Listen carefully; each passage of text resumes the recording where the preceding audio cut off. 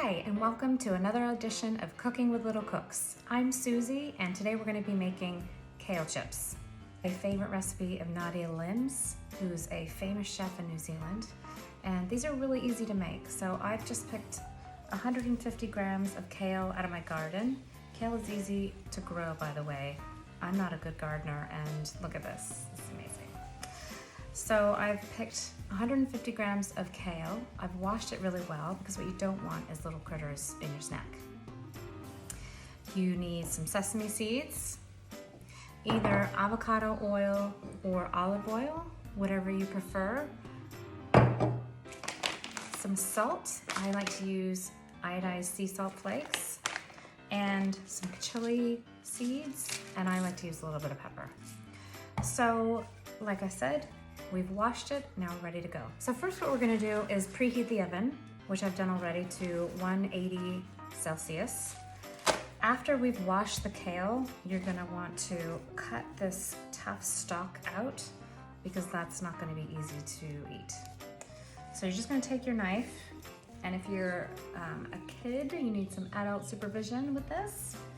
You are going to turn it upside down like this and cut along the stalk.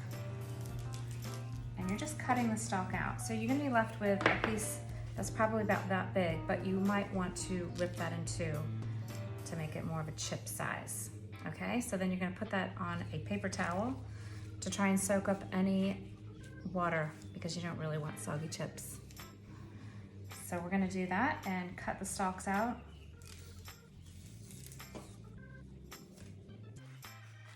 Okay, so now that you've cut the stalks out and torn up the pieces, what you're gonna do is you're gonna try to get as much water out of the kale bits that you can, just by patting everything down with paper towels.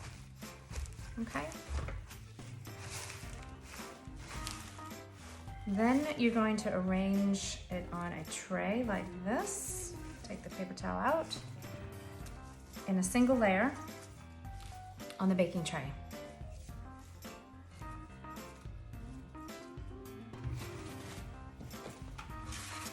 Like this.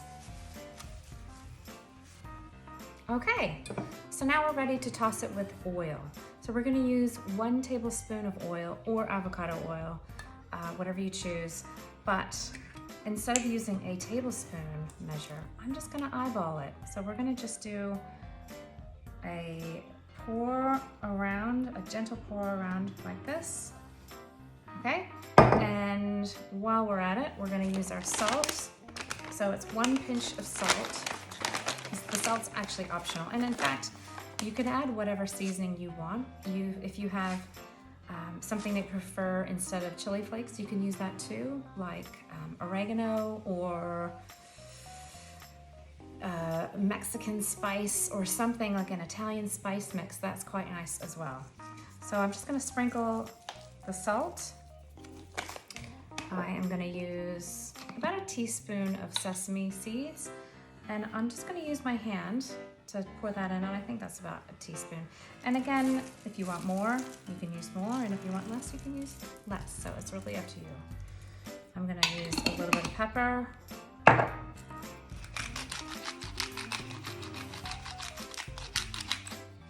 And the chili flakes. So these are actually, it's a garlic and chili blend.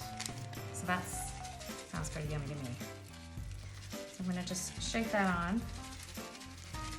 And then what you're gonna do, and this is the most important part, because you want olive oil to get onto every surface of the kale to make them even crispier. So you're gonna just bring it all together with your hands, massage it in, make sure that it gets covered and oily. Okay?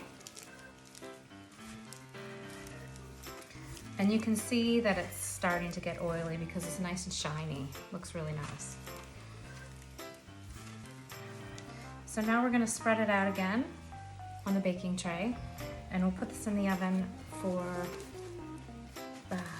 18 minutes, and we'll see what it looks like when it's done. Hi, I'm gonna do another batch. The recipe actually says 10 to 12 minutes, so I said 18. That is so wrong. Don't do that. That's way too much time. But watch them carefully. Because they're so delicate, they will burn. So once you get to the 10-minute mark, watch them outside the oven, of course, with the door closed. And they will get a little bit brown. Maybe you don't want them black on the edges, but brown on the edges, and they will be a little bit wilted. And I'm starting to smell my first tray that I put in, so I'm gonna go check that now. All right, look at this. So I brought this out. These are starting to get really crispy, and you can see that they've really dried up, and it doesn't look that great, but this has more iron than beef per gram. It also has vitamin K, folate, and fiber. So this is a very healthy snack, and they're nice and crispy. And if you, moms and dads, if you get your kids to make these, I guarantee they'll want to eat them. Nice one, Nadia. Yum, that's so good.